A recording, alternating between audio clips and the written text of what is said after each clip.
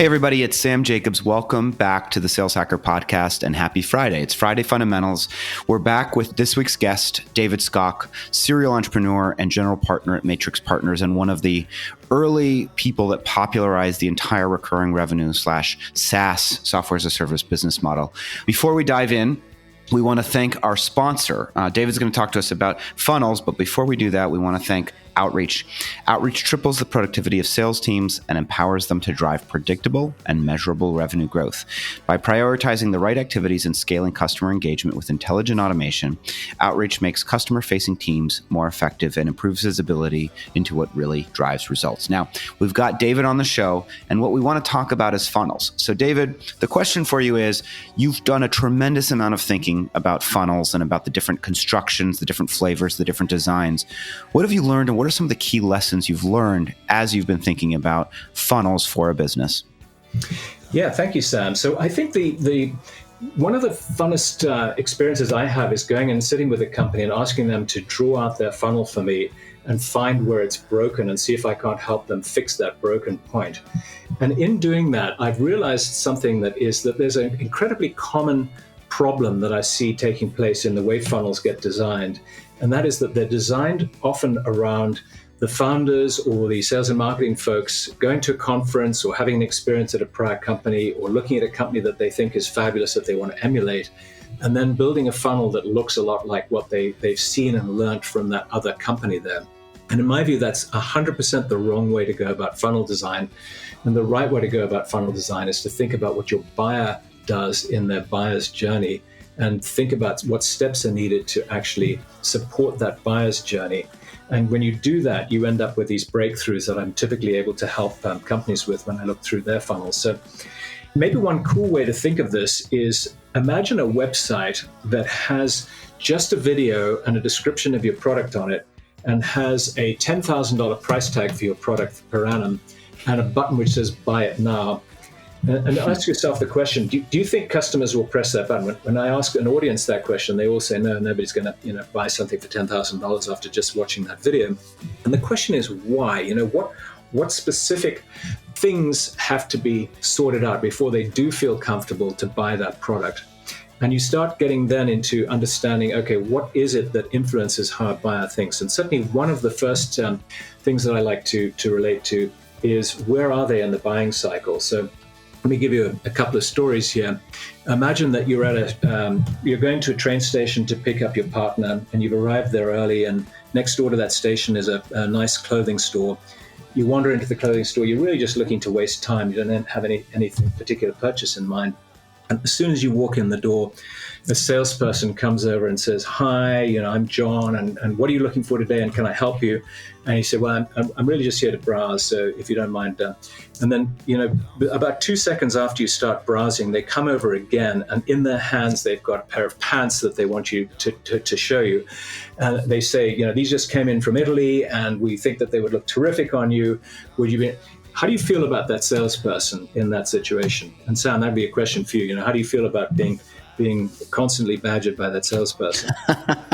A leading question. I wouldn't like it, David. I don't want to be constantly badgered, particularly if I told them already that I'm just browsing. That you're just browsing, right.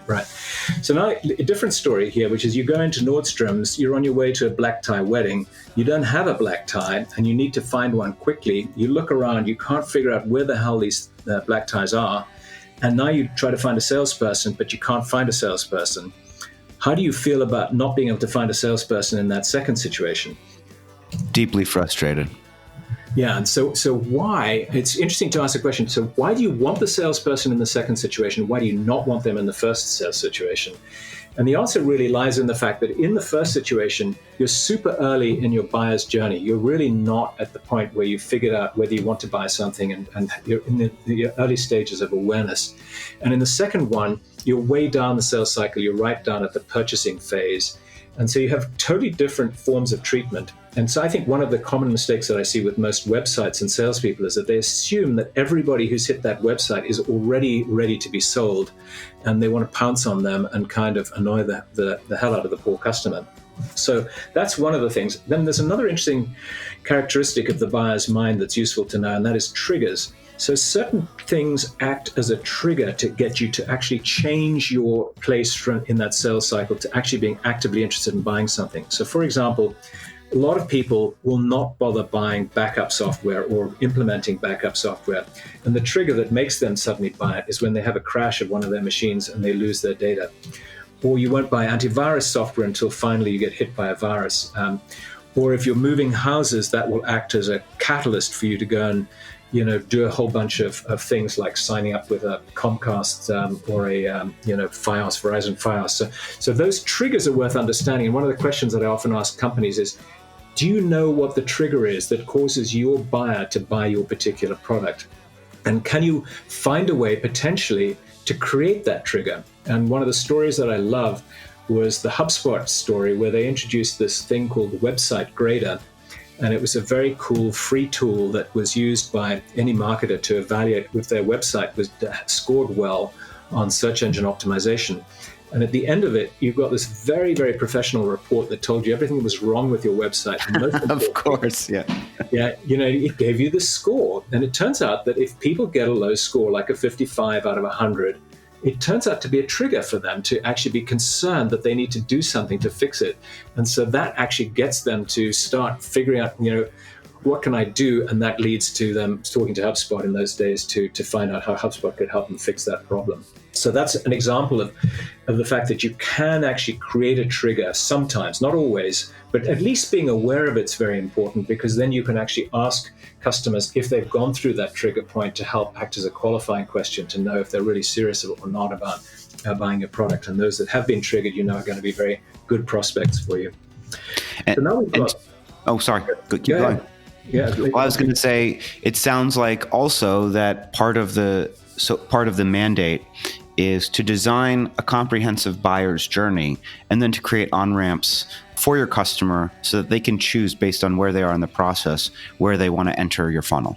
Yes, beautifully summarized. Thank you. Yeah, you couldn't have said it better myself. That was great. A subsequent thing that I've done here is to work with a lot of companies on their funnels. And the way that I work with them is I typically sit down with a big whiteboard and I say, let's draw out what your funnel looks like. What are the steps that your buyer has to go through? And when they get to things like a journey through their website or a journey through a free trial, I really go into micro details and break every single one of those steps down, because it turns out to be incredibly important to your conversion rates of how you have a web visitor turning into a lead or a free trial turning into an actual customer, as to how well those perform.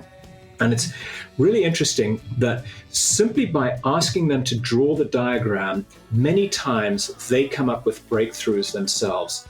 And they think they know what the diagram is in their heads, and everybody thinks they're all on the same page about what their funnel is. But when there's several people in the room, you get a lot of debate and discussion taking place about what actually is the funnel, and they don't know what it is.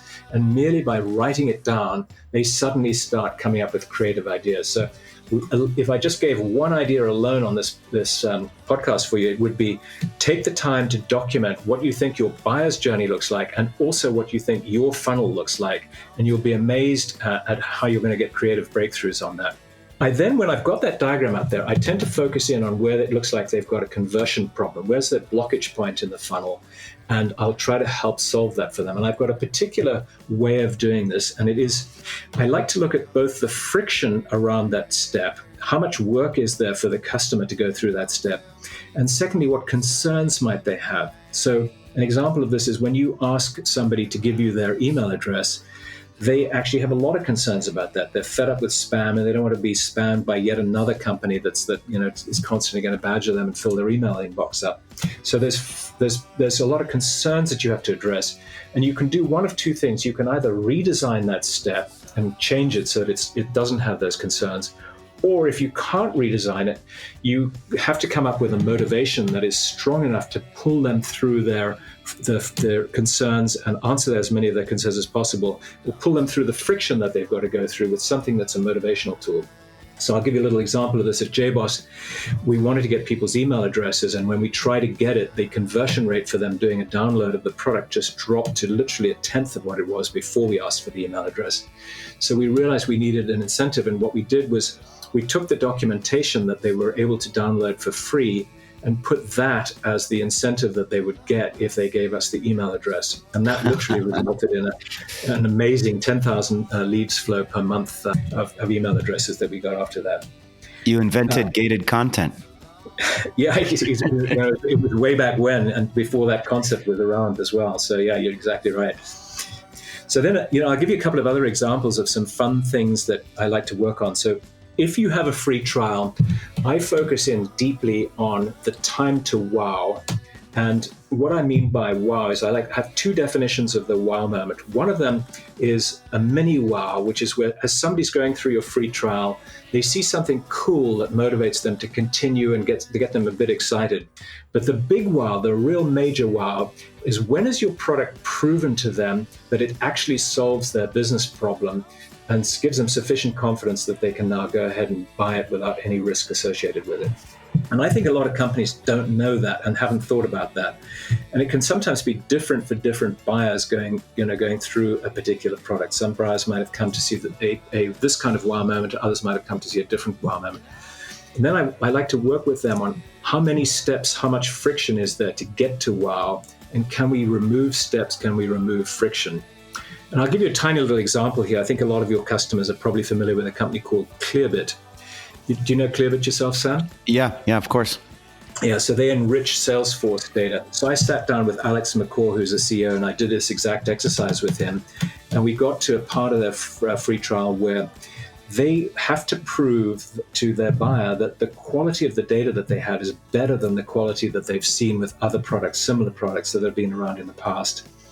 And the second thing they have to prove is that they've got a good coverage of the database that this particular company might have. So, if you only got 5% coverage in Clearbit, that's not going to be as valuable as if you've got, say, 60, 70% coverage. And the only way they could do that was to get this Clearbit connected to Salesforce.com.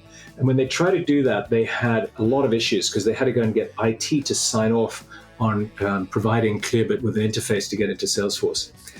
And so the redesign that I came up with for them was to put a Chrome plugin in place so that the end user who is sitting there, who's generally frequently open to the notion of just putting in a Chrome plugin, this doesn't feel like a big security risk at all, is now able to have their Salesforce page completely redesigned in the browser so that you can see what Clearbit does for your prospects as you're actually looking at Salesforce. And you literally get to see the page the way it would look if you were a paying customer.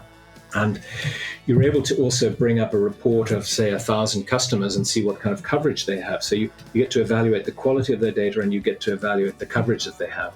And it turns out that simple redesign of that step there, which really looked at the buyer's friction and how we might redesign the step to get rid of that friction, was just very, very successful for them and became one of the key parts of their whole free trial and lead flow process there. And I have so many other stories like that.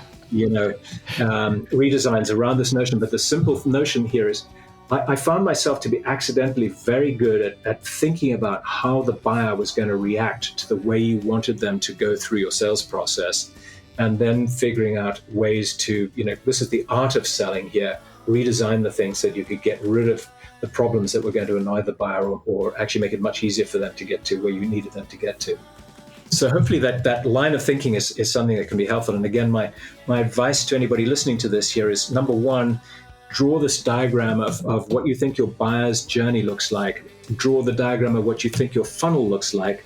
Hone in on where your greatest funnel blockage point is, and bring a team together. The team that you want should have representatives from the sales organization, the marketing organization. Particularly important is to have the product organization in there, and also customer success, and have those folks focus on how do they optimize the conversion rates of your funnel. And if you can optimize the conversion rates, you can double the conversion rate of your funnels, you can double the amount of bookings your business is bringing in. So it's an extremely fun and worthwhile exercise for the company. It's incredibly valuable. Thank you so much for breaking that down for us. I know it's going to be very, very impactful for a lot of the folks that are listening. David, thanks so much for being on the show this week. Remind us one more time, if people want to reach out to you, what's the best way to do that? Yeah, so first, let me recommend that if they're interested in what I've been talking about, I have this great video series up on my blog under the 0 to 100 event that I held. But if they still don't find what they're looking for, I love talking to entrepreneurs when I have the time, and would suggest that they email me at dskok, DSKOK, at matrixpartners.com. And I will try to reply as many times as I can do for those. Wonderful. David, thanks so much for being on the show. If you're out there listening and you want to get in touch with me, it's Sam Jacobs. You can find me on LinkedIn, linkedin.com/in and then /Sam F. Jacobs. And thanks so much to our sponsor, Outreach, for providing the support and the ability to host this podcast in the first place. David, thanks so much. And I'll talk to everybody else next time.